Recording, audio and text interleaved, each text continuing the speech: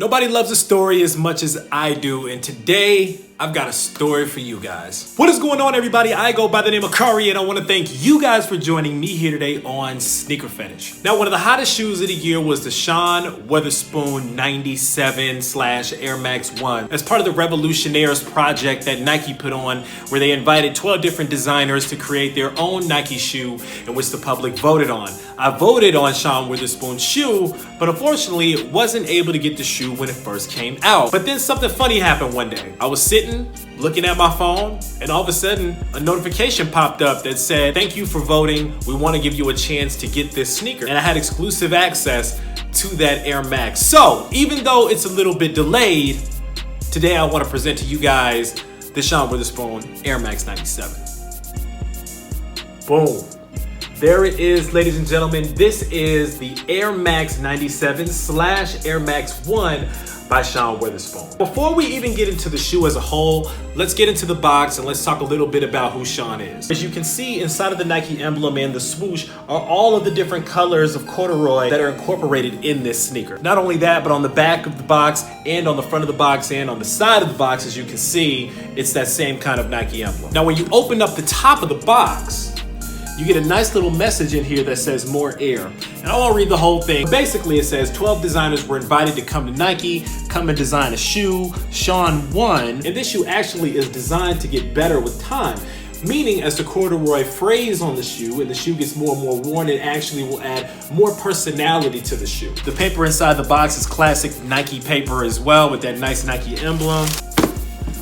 But let's get into the shoe. Now, Sean Wotherspoon is co-founder of a store called Round 2. Round 2's original location was based in Virginia in the Richmond area, and since then the store has expanded to multiple locations, including Los Angeles, New York, and Miami. Sean basically got into the game a long time ago with being infatuated and in love with vintage clothing and vintage gear.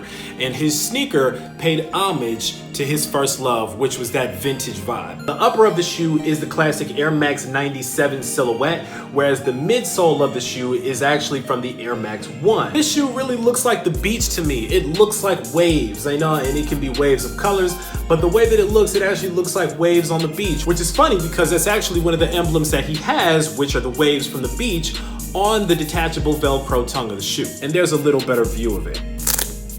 Now, what's cool is that the details in this shoe go far beyond what the eye even sees. So even underneath that in the Velcro, you get another little blue swoosh right there. Nice little Easter egg on this shoe. The pull tab on the back of the shoe has VA to LA, which of course is paying homage to his home state of Virginia and how it tracks his progress and his journey all the way out to Los Angeles, California, where he later found success. The sock liner and interior of the shoe is really, really amazing. It's so plush. This nice kind of suede material that they use for the inside of the shoe is so nice and so plush, and honestly it's so retro and so vintage. It's very 80s, these materials that they use, and I love it. The insole of the shoe keeps that nice material going with this nice blue color here, and stitched on the bottom of the insole you actually have an iconic emblem from old Nike campaigns back in the 70s, which was the Have a Nike Day t-shirt campaign that they did, where you have the smiley face in which the smirk is actually a swoosh. Metal lace tips on the shoes. If you notice though,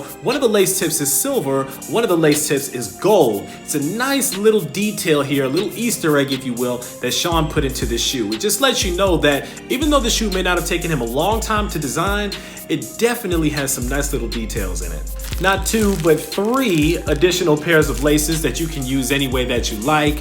It has a regular white pair that also has 2 emblems inside of it as well that you can attach onto the Velcro tongue. Also a purple pair and a blue pair of laces. And last but not least, the outsole of the shoe features those same colors as the upper of the sneaker as well. Very, very nice. And guys, that's pretty much it. Let me know what you guys think about the Sean Wotherspoon Air Max 97/Air Max 1 from the Revolutionaires design contest. Did you guys vote for this sneaker? If you did, were you able to get your hands on it when it released? Or were you able to get lucky like me and get your hands on a pair during the restock? Let me know down below if you like these. Did you keep them? Did you sell them? Because these are worth a lot of money out there on the market. So what did you do with your pair? How did you dress up your pair? And if you kept your pair, have they started to fray on you yet? And if they have frayed on you, Do you agree that they actually look a little bit better now and that they actually add a little more character to the sneaker? Or do you just feel like they're starting to get a little worn down? If you are not subscribed, I suggest you smash that subscribe button down below. And while you're down there, go ahead and smash that like button if you like what you see today in the Sean Wotherspoon Air Max 97s. Again, I want to thank you guys for joining me today here on Sneaker Fetish. I go by the name of CAUGHT. This is the Sean Wotherspoon Air Max 97 / Air Max 1. And until next time, I'm out.